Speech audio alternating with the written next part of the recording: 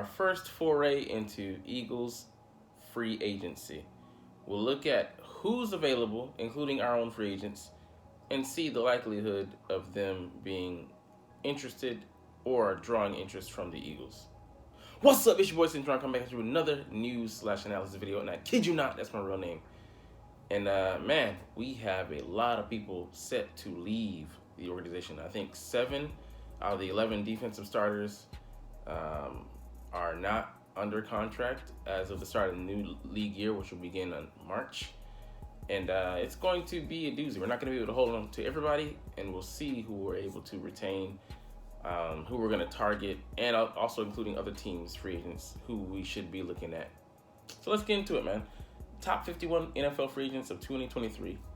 Lamar Jackson, Roquan Smith, Geno Smith, headline early rankings. And this is from last year, from December 29th. So we'll see, I know who's been signed and whatnot. I'm on top of my game.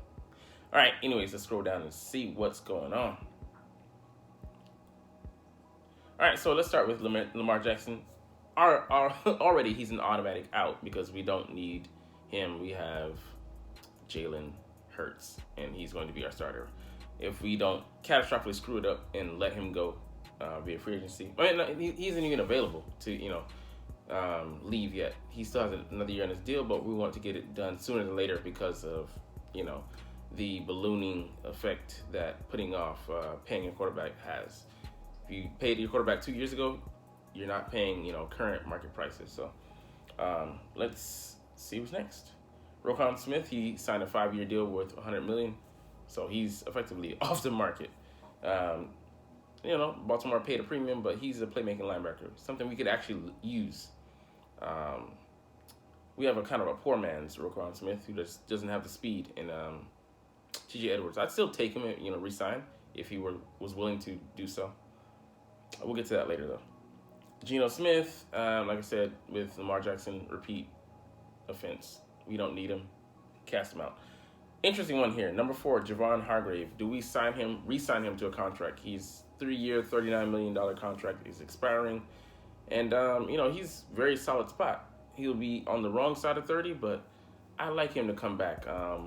But will we be able to, afford him? Don't know if he will give a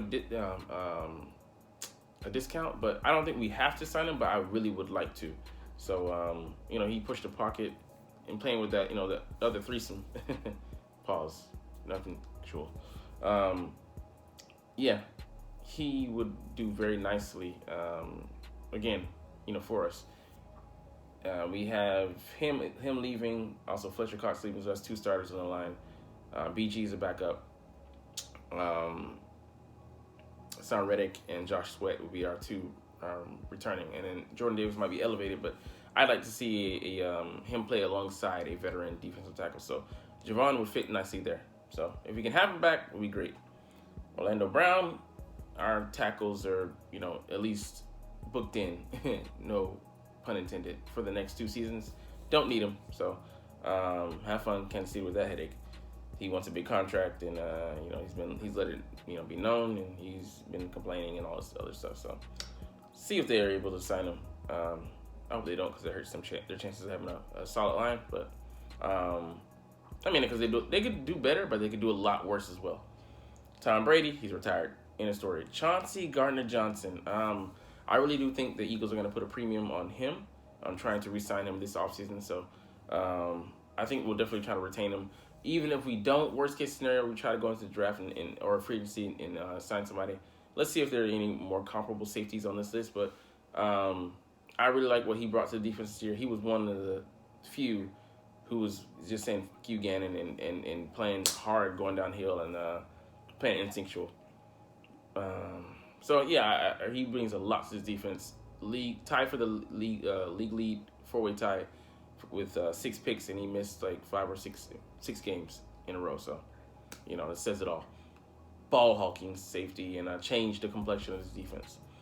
All right, next, James Bradbury. I don't think we'll be able to re-sign him. I'm kind of torn because he was very solid, but that was across, from Slay, and that Super Bowl showing wasn't their best, but I believe that's I can chalk that up to the play calling, them playing off coverage when they should have been playing press man coverage, not playing to their strengths. Just fucking asinine and dumb play calling by the passive, dearly newly departed defensive coordinator who became the head coach in Arizona, Jonathan Gannon. So, but I think he prices himself out of being pursued by Philly. I don't think we have too many mouths to feed as far as free agents seeking contracts, and he's not a priority. I could see them making a push to sign him, but I just think he's going to, like you said, he's not going to take a pay cut to he's not going to take less. He's not going to take less money. He's not going to be had for the cheap. So his words, not mine. And hey, fair, rightfully so. He's still under 30. Well, he's 30 now, 29, I believe, whatever. But he'll be 30, I think, by the time the season, the league year starts. So I mean, still, he's got one big contract left in him. So kudos to him. Saquon Barkley, not a good fit, and gonna be pricey. Don't need him. Great back, but he's been injury prone up into this season. So I'd rather re-sign Miles, and I don't even think we're gonna do that. So we'll get to that later. Deron Payne, just not worth it. He's gonna command a lot of money, and I'd rather go elsewhere. I'd rather draft than sign a pricey free agent at that position. Jesse Bates, interesting case, because we do have a safety also in Marcus Epps, who is not going to be available. I just think he's also going to be pricey. He's going to command I would say top 10 money at the very least, maybe top 5. But I don't know if he's seen like that across the league. I mean, he's had like 5 years in the league, so he's got some mileage on that body. But I think he still gets seen as he's an above average starter, pretty good guy, but not to my liking playing style wise. And playing style, I think he's light, and he can't be had, but still he'd be an upgrade, I think, over Marcus Epps. But I don't know if we pair him, because we do have Reed Blankenship waiting in the wings, as a backup, but he showed a lot of promise. So I don't know if we slate him in there, or if we just keep him as a quality backup. But I think I think we're trying to go cheaper this offseason and save some money. So I don't think he will be on our radar. But hey, could happen. Odell Beckham, nah, we're set at receiver for the most part. We could add a piece or two, but brash, loud, production not up to par, coming off an injury, too many red flags. So no thanks. Mike McGlinchey, we don't need tackles. And he's not signing for a backup deal. Daniel Jones, nah, he's not settling for backup money. I wouldn't even want him as a back. Okay, I changed it. I would want him as a backup, but yeah, price market, no. Draymond Jones, don't really know much about him. He was in the top 20 in pressures. That just says to me that he's gonna get paid, and we're not gonna be able to. We're not looking for a guy who's not a top tier guy to again coming off an injury to spend money on. Juju Smith-Schuster, I don't think he's welcome in Philadelphia, and even then, Patrick made him, and not the other way around. So, not looking for him, not checking for him. Jamel Dean, this will be an interesting pickup. Yeah, he's a young corner. But yeah, I just think he's going to command a lot of money, and I don't think we're looking to spend on another corner after having a veteran there. I think we actually look to go to the draft, or like a second or third wave corner. I think he's going to be first wave sign. Jacoby Myers, and not looking for a smallish slot receiver. He's not better than Quez, and Quez still has his issues, so don't need him. Zach Allen, this will be an interesting signing. I think he might be a second and third wave guy we target. And Yeah, he could, add some quality depth to that line, but I don't think he's a starter. Tony Pollard coming off injury, no thanks, Dallas Cowboy. I mean, not just specifically because he's a Cowboy, but I don't think he adds. Josh Jacobs could be, someone we're looking to sign, but he just has a lot of mileage, and he's gonna be looking for top dollar, so he's not cutting Raiders a break. He ain't gonna cut us a break, so Marcus Davenport could be interesting. Yeah, guy gets pressure, man. So I think he could also sign a top 10 deal. I don't think he's going to be on within our price range. We're gonna have some space, with and how he's gonna move numbers around and sign some guys, move money around, bonuses, and allocate things here and there. But we're still gonna be looking to because we just hit on a lot of our free agents this year. We're gonna be looking to not spend top dollar. So all this is we're budget shopping with a few premium, selections at the top, and that might be our own guys. I think Javon Hargrave and number 2 and Chauncey Gardner-Johnson number 1 would be our 2 top signings we try to address before we even deal with anybody else. Evan Ingram, I don't know if Jacksonville even lets him go, but it was quality for them. But yeah, he's not coming in for a backup tight end job. We have a number 1 starter who's, I believe, the number 3 tight end in the league, so we're good. Jordan Poyer could be interesting. Could be one of those, like I said, 3rd, 4th wave guys. He's 32 years old, not in his prime anymore, so maybe he could be had. And we'll see, because it all depends on how things shake out with, how free agency rolls out. David Long could be interesting, man, because we might be, like I said, out of some linebackers, but I don't know if we drafted Nakobe Dean in the 3rd round, so I think he's going to get slated as one of those starters. Probably taking White's job, number 43. I'm forgetting his first name, Kazir White. I don't think we re-sign him, but I think we might try to push to re-sign T.J. Edwards. So I think he's probably going to price himself out of us, our range. Jimmy Garoppolo, he's not going to be a backup quarterback, so no. Cameron Sutton, don't really know about him. Improving, so we'll see. But yeah, he might be one of those just right cornerbacks, but I don't know a lot about him. Levante David, declining talent. I think he's still maybe a good player, right system, right fit, but not for us. Unless he's just one of those last wave that we sign for depth / challenger starters. Could be a preseason cut. Dalton Schultz. Yeah, I mean, he's not going to be a backup, so no thanks. Dalvin Tomlinson. Man, I'm interested. Color me interested.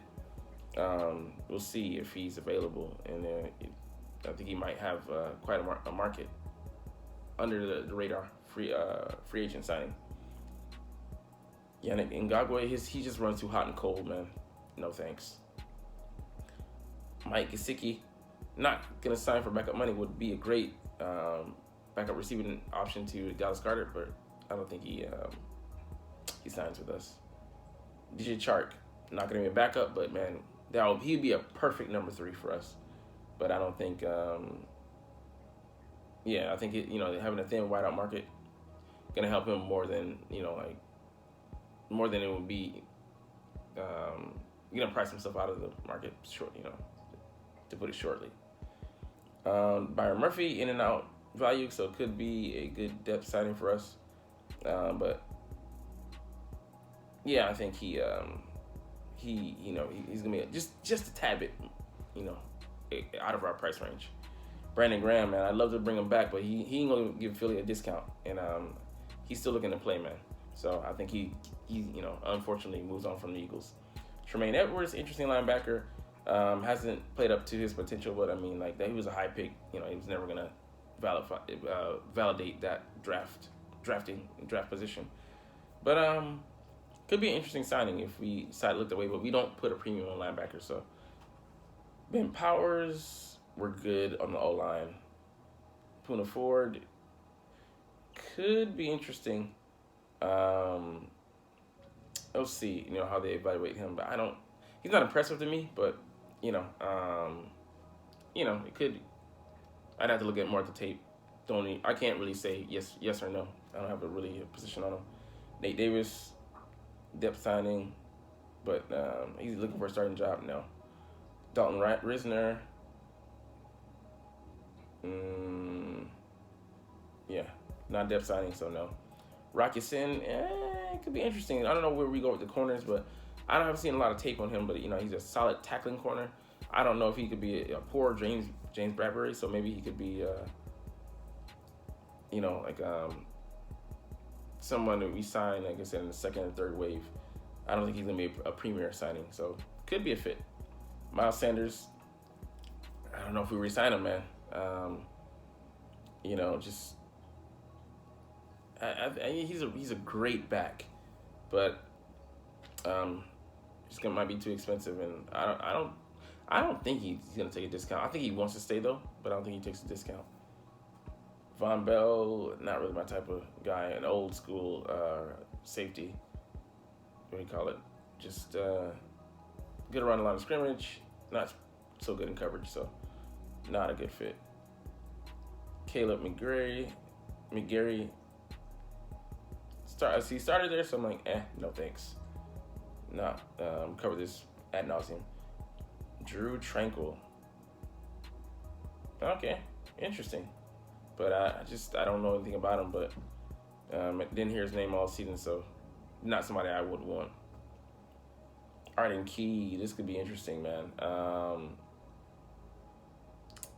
He's just undersized. I don't like him to be a starter, like rotational piece there. Patrick Peterson, too cooked. I mean, give me Patrick Peterson for just 5 years ago. Yes, but he's looking to cash in. Melvin Ingram, too long in the tooth. Isaac Seumalo, I don't know if we push to resign him. I think we probably do, but he's a little bit on the older side, 29. So we might be able to get him, but I don't think he's going to be a priority. So I think we let him walk if we have to prioritize other people. And rounding out the list with these two, Jadeveon Clowney, he's a clown. You just take the EY off and leave the first name out of there. You get what you pay for. He's running his mouth and not playing his position, trying to say that he deserves more time, more snaps he deserves the scheme to be built around him. Go out and improve with your play. You got Myles Garrett is the star. You're gonna be the second fiddle that teams. You can be set up there to eat, and the fact that he couldn't do it, and also he couldn't play his role, couldn't be a team player. Nobody wants that shit on their team. Poor football character. And rounding out the list with Mike White, quality backup. So actually, man, the Eagles. This might be the round. This might be a good pick for them. Pickup for them. I think he definitely improves the position over Gardner Minshew. So, all right, let's look at some other things around the league. Derek Carr, 4 teams that he's been cut by the Rays officially. 4 teams that would be a good fit for him: the Jets, the Panthers, the Saints, and the Titans. The Jets, I just formed the name Mike White. He's actually looked better than Zach Wilson, who's just a failure of a leader and a failure of a first-round pick. So that would be a good position for them to have lots of talent there. He stays in the AFC, but really, actually a pretty up in the air division. With the Dolphins maybe leading the charge, and then they have some competition from I forgot the Bills. The Bills leading the charge there, a little bit more competitive than you want. But I mean, I think he's a challenger. He'd accept the challenge, but a pretty good offense there. You gotta get their running back Bryce Hall back. He tore his ACL, unfortunately. But receivers there, Garrett Wilson and forget the other guy.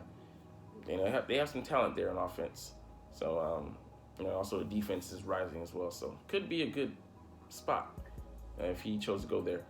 The Panthers, talent bereft. They're not as strong as they were, a couple of years ago.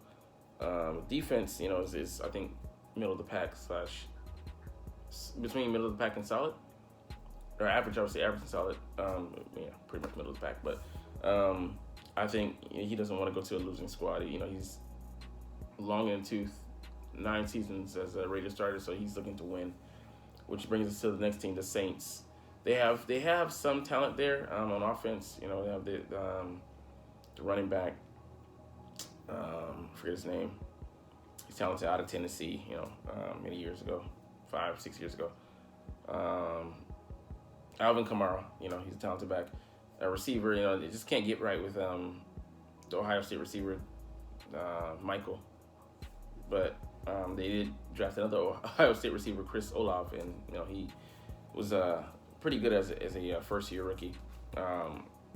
So they have some talent there. With that tight end too, he's burned the Eagles some, so he's pretty good. So there's some talent on offense, but defense is retooling there. So I don't know if he would want to go there. Like I said, kind of rebuilding.